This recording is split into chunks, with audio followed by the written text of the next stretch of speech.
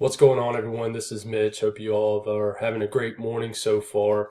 Waking up this morning, really bad news coming out of the Quad States area, Kentucky, areas of Tennessee, Missouri, Arkansas, especially one specific storm that was a long-lived tornado. Heck, it might go down in history as the longest track tornado ever. We'll see, once they run all the reports as far as storm damage, but what's worse than the storm damage itself, the tornado damage, is the fact that we know now that at least 50 people have lost their lives. And I'm not going to be surprised if it climbs closer to 100. By the time some of you watch this video, it may be over 100. But it looks like a town that was really directly hit, that had a pretty significant amount of people in it, was the town of Mayfield, Kentucky. And it sucks when you wake up and you see all that. And so, my thoughts and prayers, genuinely, guys, go out to everybody affected. All the friends and families ultimately have lost loved ones. I'm praying that people who are trapped, they can find them and they're safe. And, injuries can be healed, but lives can't be. We can't get back lives. So, my thoughts and prayers are for everybody affected. It's a very terrible event. This will probably be the worst tornado event this year, including all of 2021. And it ultimately ended up being the worst case scenario, this nocturnal outbreak. And I also want to say, props to everybody, meteorologists, whether you're from the National Weather Service, whether you're a weather enthusiast, whether you're a storm chaser that was there, that could relay information to others, whether you're a YouTuber who was live streaming it. I know Ryan Hall does a great job of doing that. I hope that one day I can be able to do that for you guys, and I plan on, but I'm not going to make this about me. But props to everybody who was able to get out information, who was live there, who was just behind a computer screen, showing radar images and alerting people who were watching. Because in the world we live in, a lot of people get their information not from just seeing things, but physically, looking at their phones, looking at videos, and getting information off social media. And that's the world we live in. It's a social media world. So, thoughts and prayers go out to everybody. I'm not just saying that just to shoot it off the hip, because I don't ever want to be that person. But this was a significant event. This was an historic event. Just terrible. Very, very terrible. That it's really unfortunate that the worst case scenario unfolded. It really is. And, I was hoping that it would end up not being as significant as it was starting to look like it was being. It trended worse and worse until the start of the event, and it lived up to it. So, that being said, there's so much stuff. It's why it's. I know Twitter and Facebook can be drama filled, and a lot of people don't want anything to do with it. But it's good for things like this because you can see really what's going on. You can get very updated information. You can see pictures and things like that. So I'm just going to show you just a few out of hundreds of storm chasers, just weather enthusiasts, just graphics. A guy named Charles Peak, very well known. This is pictures out of Mayfield, Kentucky, which was one of the hardest hit areas. Just look at the devastation. I know it's going to be hard to see on your screen. I'm not going to click on each image. I'm just going to run through it. I do want to show you this video. A guy named Michael Gordon, I guess he's a storm chaser, got this impressive video. It's very scary. It looks like something out of a tornado movie. And I'll show you this. Dude's riding down the road.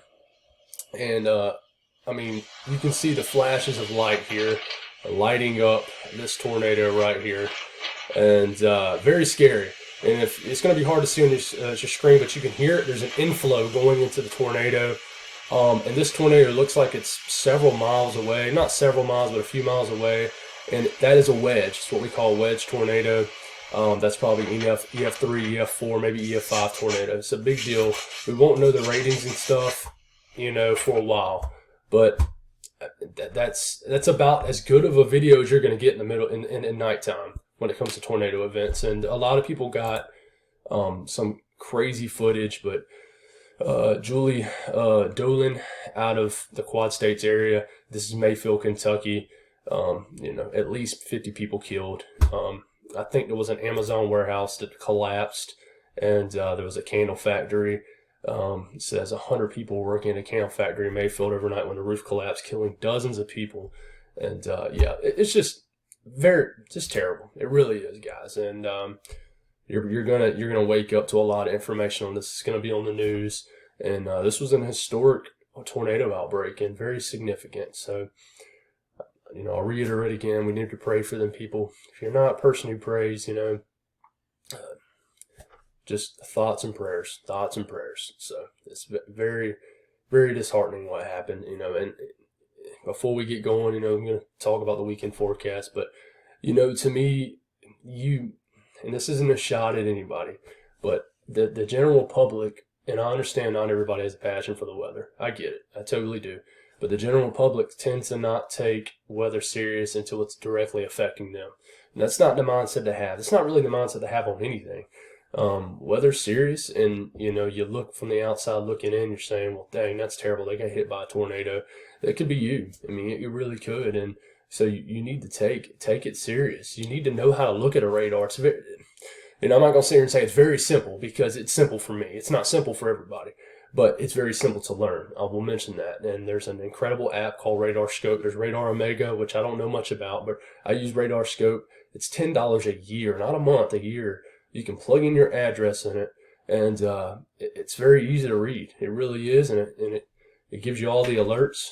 There's radios you can get, NOAA radios that get weather alerts, and when it's overnight events, you need to just suck it up sometimes and stay, especially if you got a family. You need to stay up overnight and until it's safe, and keep your family safe. Don't go to work. Just certain things is out of your control. It happens so fast you can't control it, but certain things you can control. So after saying all that, let's talk about what's going on right now. There's still a slight risk up. This will continue to shift east as a line of storms is still working its way through Tennessee. We'll look at the Huntsville, Alabama radar. This is what's going on. Only severe thunderstorm warnings up right now, but this is still an intense line of storms, so some damaging straight line wind gusts. It's working through Tennessee. This will gradually begin to weaken, but it's still going to pack a punch, maybe as far east as down to Atlanta. So still, a significant weather event. Marginal risk all the way into the Carolinas and Georgia. I think a line of storms is going to work even to the Carolinas, even to Virginia, Georgia, later this afternoon and evening. How significant do I think it's going to be? I really don't think it's going to be that bad. I don't. I really think, unfortunately, the Quad States took the absolute brunt of this. It really goes to show you what kind of dynamics you had in place, the ingredients you had in place when you had just an all-out tornado outbreak in the middle of the night. Normally this does not occur unless it's the afternoon and evening hours, but that did not matter. In this case, it really did not. But this line of storms, as we're getting into late morning, continues to work through Tennessee, Alabama, starts to get into Georgia by the early afternoon hours. Eastern Standard Time starts to ride the spine of the Appalachian Mountains of Tennessee and North Carolina. Gets into North Carolina, starts to enter the upstate of South Carolina, in Atlanta around 4 or 5 p.m. And you can tell the line's gradually weakening. It is, and by the time you get to the evening hours, it makes its way into the Carolinas and central Georgia and a little bit of panhandle of Florida. And this could still impact some heavy rain, some gusty winds, but as far as a tornado threat, I would not worry about that, especially in the Carolinas. You look at temperatures today, especially if you're waking up across Alabama, Georgia, the Carolinas, there's a little bit of cool air still lingering around from a wedge. But really moving forward, the temperatures are going to spike.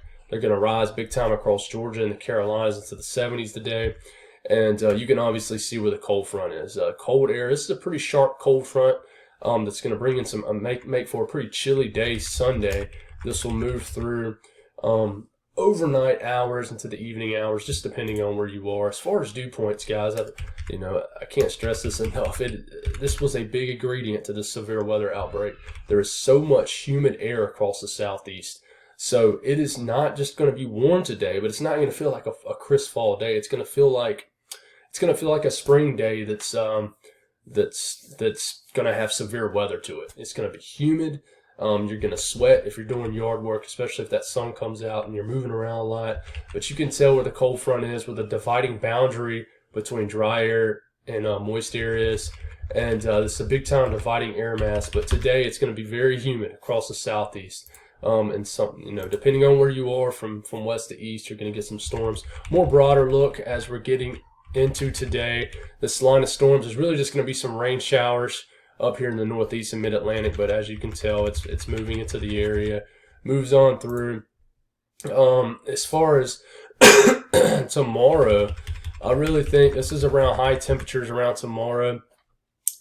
A lot of times this happens in the fall or winter, and it happens in the spring. A lot of times when you have a severe weather outbreak, the very next day is quite chilly, and it's normally due to a very sharp cold front that, is basically an ingredient to severe weather. So, tomorrow will be quite chilly across the southeast and the eastern U.S., highs in the 30s and 40s and 50s, unless you live in far southern areas of Florida where the cold front has not passed. But like I said, thoughts and prayers go out to everybody affected. And a lot of people's lives were changed forever, and a lot of people's lives were ended overnight.